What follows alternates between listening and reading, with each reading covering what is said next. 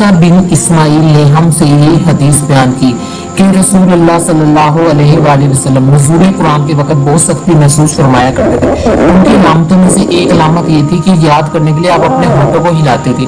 ابن عباس رضی اللہ عنہ نے کہا کہ میں اپنے ہونٹ ہلاتا ہوں جس طرح آپ ہلاتے تھے۔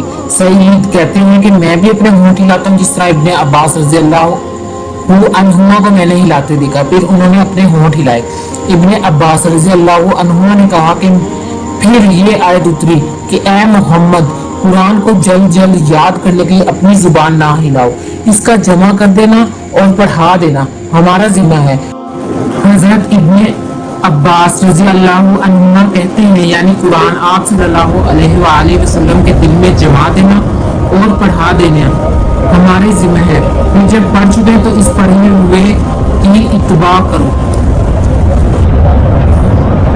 عباس رضی اللہ عنہ فرماتے ہیں اس کا مطلب یہ ہے کہ آپ اس کو خاموشی کے ساتھ سنتے رہو، اس کا مطلب ہے سمجھا دینا ہمارے ذمہ ہے۔ تو یقیناً یہ ہماری ذمہ داری ہے کہ آپ اس کو پڑھو یعنی اس کو محفوظ کر سکو۔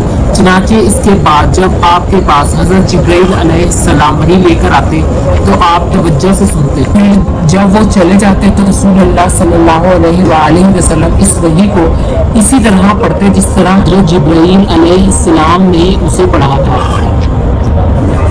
صحیح بخاری حدیث نمبر 5۔